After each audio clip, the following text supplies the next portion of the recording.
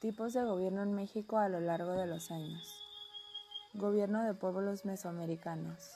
El Altepetl, que es una entidad étnica y territorial de organización social y política de los pueblos indígenas mesoamericanos, tenía una forma de organización llamado celular o modular, porque en lugar de formarse siguiendo un orden jerárquico, lo hacía por agregación. En la tradición náhuatl, debían de tener un territorio para la formación de un altepetl. Cada calpulli, que es la extensión de la tierra comunal, se dividía en 4, 6, 8 o 10 barrios simétricos. Cada una de estas partes tenía su propio jefe, quien tenía una porción del territorio en la propiedad privada. La suma de los distintos calpulli formaba un altepetl, que se gobernaba mediante la elección de un tlatoani. El jefe del calpulli se encargaba del reparto de la tierra y de las cargas tributarias entre las familias, el reclutamiento de la gente para los ejércitos y la participación de los miembros del calpulli en las festividades religiosas. El calpulli participaba en todas las áreas comunitarias que demandaba el altepetl, pero lo hacía bajo su propia organización y con sus propios jefes. El calpulli se caracterizaba por la rotación de los cargos y las diversas tareas que deberían cumplir cada jefe de familia, barrio y calpulli, lo que quiere decir que se repartían en forma alternativa.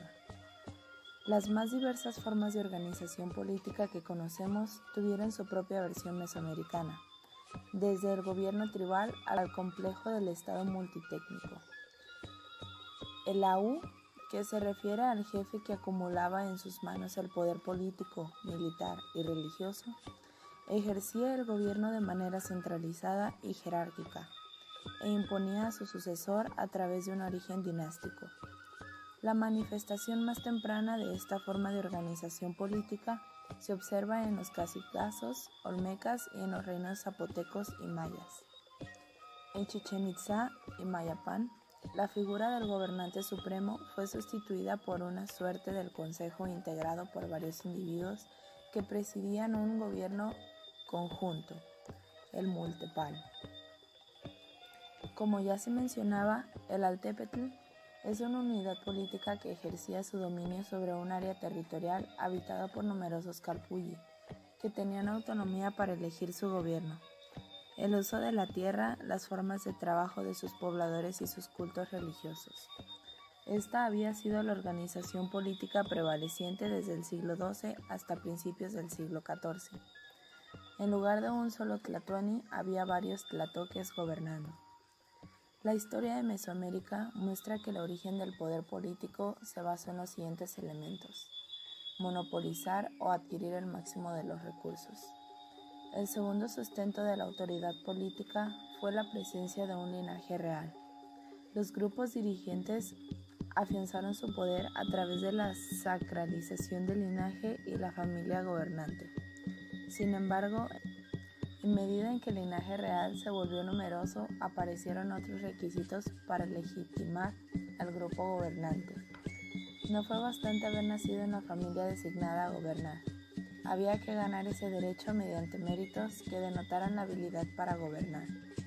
Los elegidos a los altos oficios eran expertos en la escritura jeroglífica, el calendario, los cómputos cronológicos, la adivinación, el ceremonial religioso, las artes marciales y las tareas administrativas. Para acceder a los altos cargos del Consejo Supremo, además de ser miembro de la familia gobernante, era indispensable haber destacado en las tareas políticas, administrativas, militares y sacerdotales. De esta élite seleccionada por el mérito, se escogía al güey, tlatoani o supremo gobernante. La forma de gobierno de las culturas mesoamericanas tenían una forma bien organizada y jerarquizada. En su mayoría se encontraban al frente de dichas civilizaciones sacerdotes, comerciantes o militares. Durante el preclásico, la forma de gobierno maya, los gobernantes eran una combinación de dios humano, estableciendo de esta manera una especie de estado unificado. Hombres y mujeres estaban en la capacidad de gobernar. y en el periodo clásico tuvo 72 o más unidades políticas principales, logrando hacer una civilización comercial.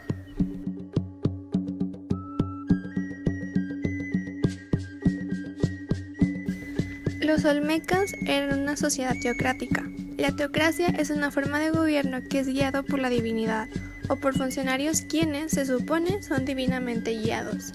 Coexistirían clases sociales claramente distintivas: sacerdotes, burócratas, mercaderes y artesanos.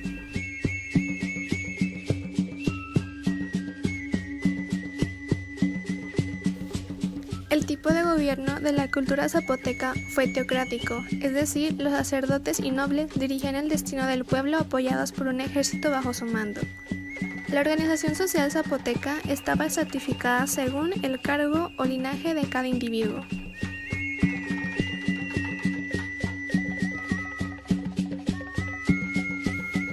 Durante el periodo preclásico, que abarcaba del 2300 a.C. al 200 después de Cristo, se mantenía una organización social y política en donde los sacerdotes representaban la clase gobernante y al tener conocimientos astronómicos les permitían establecerse un año del mes lunar para dirigir el ciclo agrícola.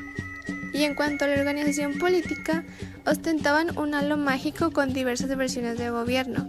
Se creía que las autoridades superiores tenían un tipo de relación con los dioses que les permitía gobernar, pero para los españoles les pareció algo contra el código moral católico, por lo cual modificaron la estructura social.